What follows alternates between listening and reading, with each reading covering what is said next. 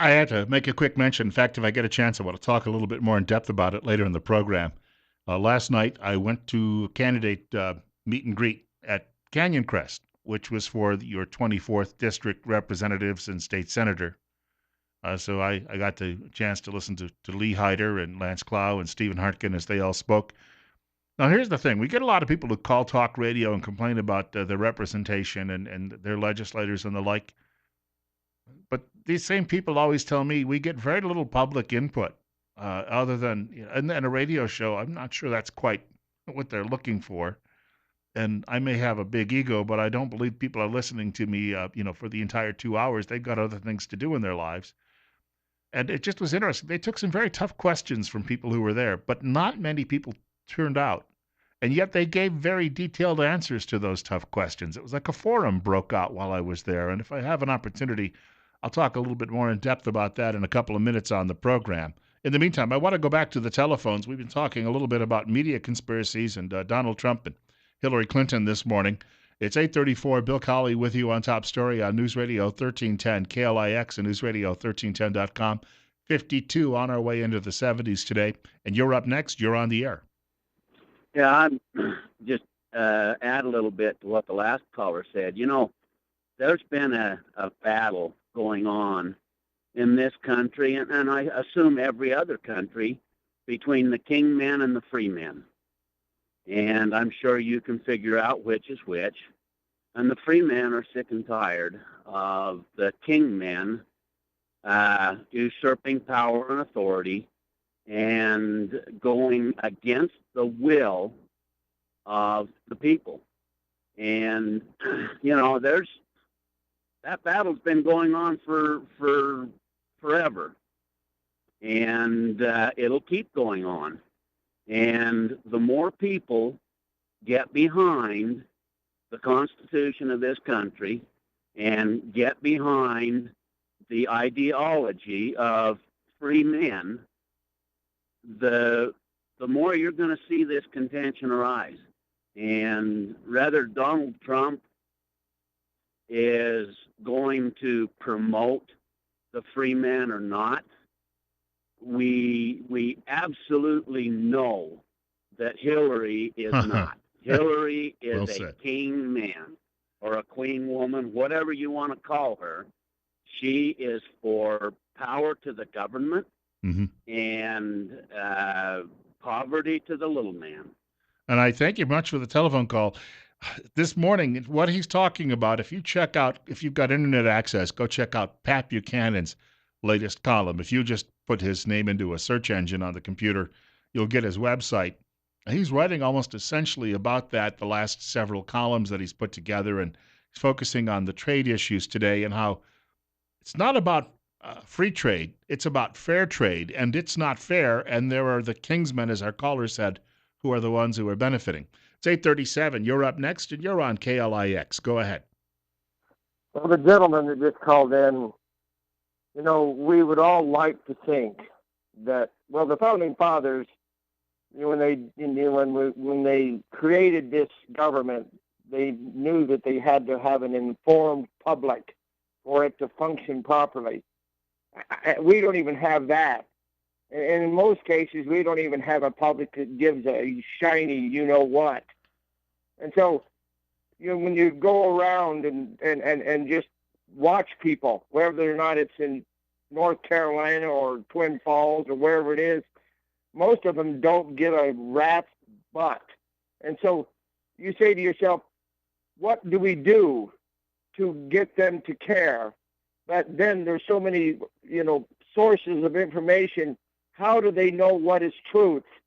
And then, God forbid that they would listen to a conservative talk host, whether or not whoever it is, because you guys are just right-wing crazy idiots.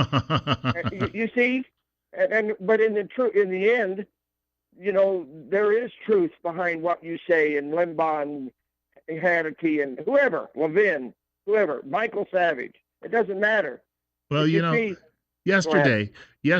after we did the program, and I posted a video of the segment on reparations.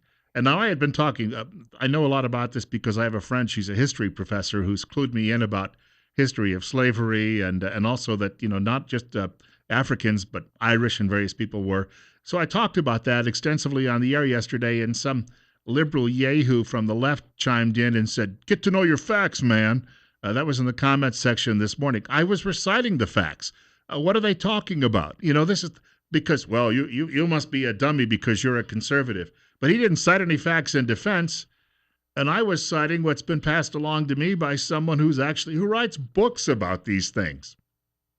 Well, that's the thing. See, I don't know what it takes for them to care, just care. And then I don't know what it takes for them to actually find out the truth. And see, when these people were sucking us down the toilet, I'm worried. Thanks, Bill. Thank you much for the telephone call, sir. Just a quick note before we go to the break, and I'll get more of your telephone calls following that. Washington Examiner today says that only 47% of millennials say they will vote this year.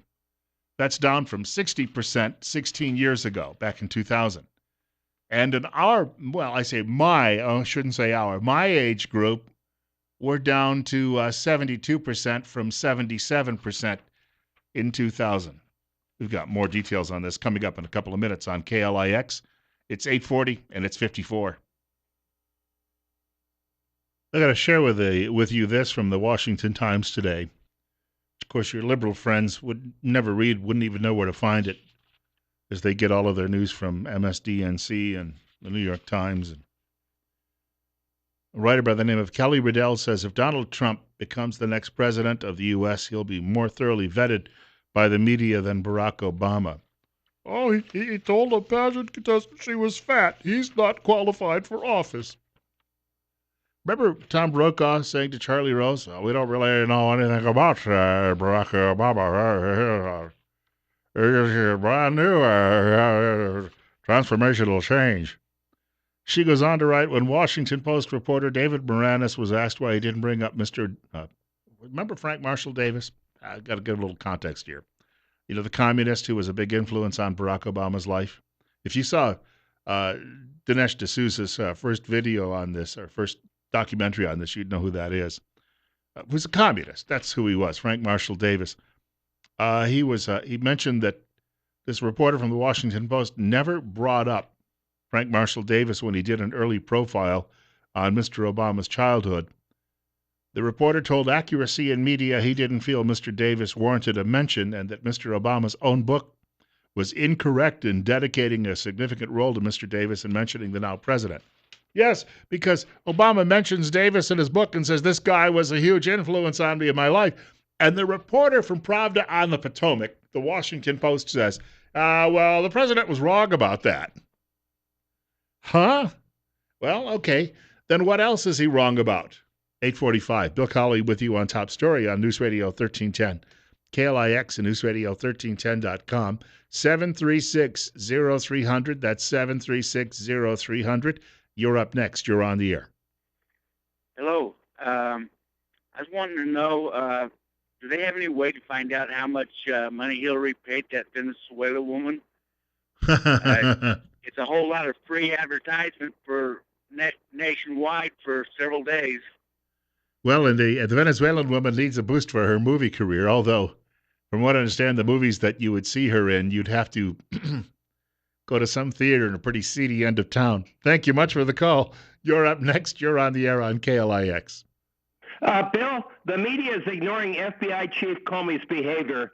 Big question. Is FBI Chief Comey being blackmailed? Blackmail backed by the truth can be more effective than being threatened by a gun. Bill Clinton's continuous out-of-wedlock sports sex adventures many times expose him to blackmails, which could be the reason the Clintons entertain Red Chinese in the Oval Office. I hope people will go to Judicial Watch and check out the report on Chinagate.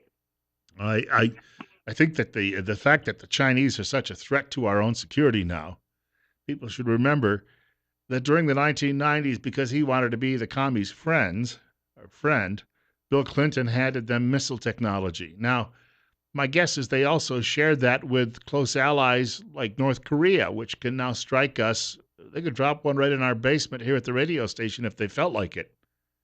I'm telling you, There was a time 20 years ago, the only way China, according to Andy Rooney, would have ever gotten any nuclear warheads here, they would have had to send them FedEx. Now, they and some of their most nefarious allies could smoke us in a matter of minutes. You can thank Bill Clinton for that. 847. Bill Colley with you on Top Story on News Radio 1310, KLIX and newsradio1310.com. I have an email, very funny email. Thank God the millennials will not be voting. They are stupid and communists. It is true. You had Bernie Sanders, of course, who when he dropped out, the millennials had no one left to vote for. They don't really trust Hillary when she says everything will be free. It's 8:48 now. Just a quick note, if you're listening to our program today, and I want to thank you for doing that, but if you're having difficulty listening, you need to contact my friend Dr. Christine Pickup at Mount Harrison Audiology in Rupert. Did you know that your hearing health and your brain health are connected? At Mount Harrison Audiology, she's been studying the research on cognitive health and hearing. The most recent findings prove that when hearing loss is addressed with hearing aids, the effects of cognitive decline are greatly diminished. Hearing is critical for communication, for connection to others, and for overall well-being.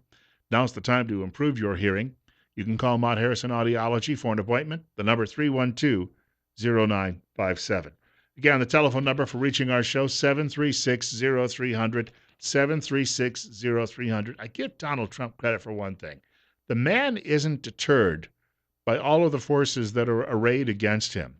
He was speaking last night in, I believe it was New Hampshire. In fact, he thanked the crowd because that's where he won his very first primary. But he sounded like, to me, he was back on the horse following the debate. Hillary Clinton, Bernie Sanders had very few people at their rally yesterday. And that's because they don't like Hillary, and Bernie sold out to the devil. I don't think African Americans are going to come out and vote for Clinton. They're too smart, and they know they are just being used by her and her campaign. We're going to lower your taxes. She is going to raise your taxes. We're going to eliminate every unnecessary regulation that are strangling your businesses. She's going to add more regulation. We're going to repeal and replace job-killing Obamacare. We're going to make child care more affordable and available. I did read this morning where one of her liberal allies in media said that she is going to have at least one problem still before Election Day, and that's the adherence she has to the TPP, the Trans-Pacific Partnership. That was the trade deal that had been worked out. And then she made some comment during the debate the other night, which sounded more like, well, I was for it before I was against it. You've heard those arguments out of her before. Here's the thing. The USA Today editorial that's railing against Donald Trump this morning, saying, please don't vote for him, says that he would be disastrous because of his positions on trade and our relationship with NATO. It also says that he needs to be tougher with Russia. Is Russia actually threatening the United States? I mean, they're fighting a war in Syria, or helping out with a war in Syria, and Russia has ensured that its naval base that is mired somewhere along the coast of Ukraine is protected. And I've made the analogy before when we still had, Subic Bay in the Philippines. If someone had tried to cut that off, we would have defended it too as well. The Chinese, my friends, are the real threat right now, or the Islamic terrorists around this world. And yet these people are still acting as if it's 1953 when it comes to how they view the world, and they haven't been able to get out of that. At least Trump is more forward thinking about that. And speaking of trade, I don't think the issue is so much about free trade, which is a good thing. I mean, there's no doubt about it. The problem is it's not fair trade. A number of years ago, I was going to go buy a new car, and I ended up settling on a Jeep. But I thought about going with one of these cars out of Korea called a Hyundai. And I remember I looked the thing all over, and, it had big leather seats, and it looked very comfortable. It had all these great amenities, and you couldn't beat the price. Then I found out, though, that the reason the price is so low is because the South Korean government subsidizes these automobiles, and essentially they dump them on the U.S. consumer market. Meanwhile, they'll allow 700, get this, that's the figure, 700 U.S. automobiles to be sold in South Korea every year. Is that fair? Well, somebody in Washington decided, we'd like to have them as an ally, so we'll let them steal from our own workers and beat us over the head. Well, they're going to be our ally anyway because their neighbor to the north is threatening constantly to wipe them out. This is from Pat Buchanan. I mentioned this earlier today. One of my favorite writers. I think he should have been our president. Unfortunately, the voters at the time just didn't understand. We were all still walking around like the Walking Dead, actually, following mainstream media. He writes in his column today, according to the World Trade Organization, Britain, France, Spain, and Germany, and the European Union pumped $22 billion in illegal subsidies into Airbus to swindle Boeing out of the sale of 375 commercial jets. Now, Britain, Spain, Germany, and most of those EU countries are NATO members. France, of course, was taken out of NATO by, all the way back when the leader there happened to be Charles de Gaulle, because he said, they got to defend us anyway. That was his view. Why should I pay for our own defense? We'll let them just cover it for us. So the French have never been our friends. I mean, you go and you liberate the people twice, and they still, spit on Americans. Well, they have to spit because they don't get any water on the outside of their bodies, since in that country they abhor bathing. The writer goes on to say, in The Great Betrayal, a book I wrote in 1998, Buchanan says, I noted that in its first 25 years, the socialist cartel called Airbus Industries sold 770 planes to 102 airlines, but did not make a penny of profit. I guess it's Europe's own version of Amtrak. In a trade war, not a fair description of what our NATO allies have been doing to us by subsidizing the cartel that helped bring down Lockheed and McDonnell Douglas, and they now seek to bring down Boeing, is what he's writing. And he says, the U.S. merchandise trade deficit in July and August approached $60 billion each month, heading for a trade deficit in goods in 2016 of another $700 billion. For an advanced economy like the United States, such deficits are milestones of national decline.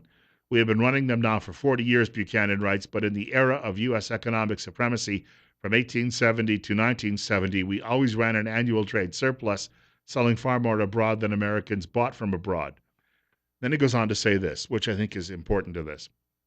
Your liberals would say, oh, this is disjointed. Is he talking about trade or is he talking about World War II? Ha, ha, ha. They don't understand analogy, obviously, or metaphor. He writes, after Munich in 1938, Neville Chamberlain and Lord Halifax visited Italy to wean Mussolini away from Hitler. The Italian dictator observed his guest closely and then remarked to his foreign minister, these men are not made of the same stuff as the Francis Drakes and other magnificent adventurers who created their empire. These, after all, are the tired sons of a long line of rich men, and they will lose their empire. Well, there's something to be learned in our modern times from that assessment of the people who brought the British Empire to its end. 8:55, Bill Colley with you on Top Story on News Radio 1310, KLIX and newsradio1310.com. This morning there is a letter in the local newspaper, the Times News, from a woman who says, you need to vote for Democrats this year because Democrats will raise your taxes, especially those taxes to pay for our schools.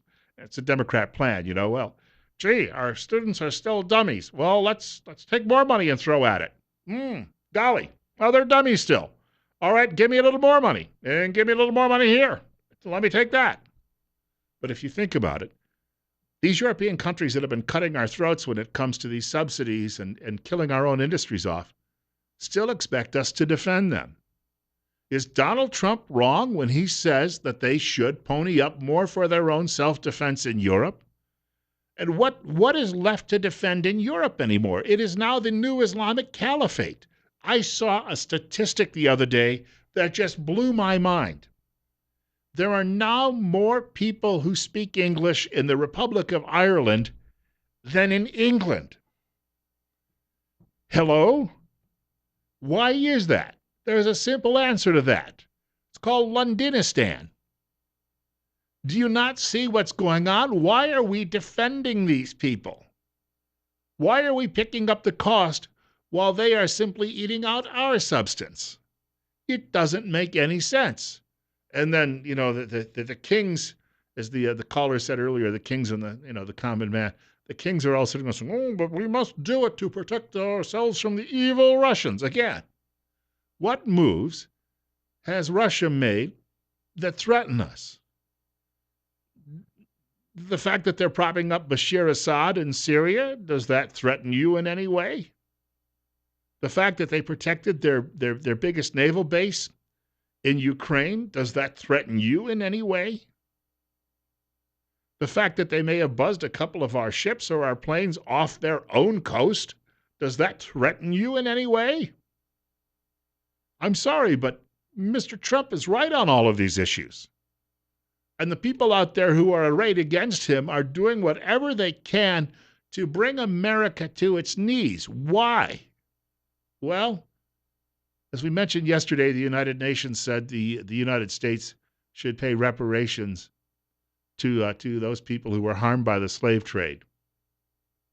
It's going to get a lot worse. They're going to ask us to pay for that. They want us to pay for the rising seas. There was a report issued at the United Nations about a decade ago where a woman said that we should confine people around the world to only 2 servings of meat per week and ban alcohol, because all of those fat Americans are consuming all that stuff and the rest of the world is hungry, so we'll take it from them. How do you take it from them? You destroy our country. And then you come in and the globalists say, all right, the one thing we should note, and we use, what is it? It said we use 25% of the world's energy with 4% of the world's population. Countries that use less are called third world, my friends.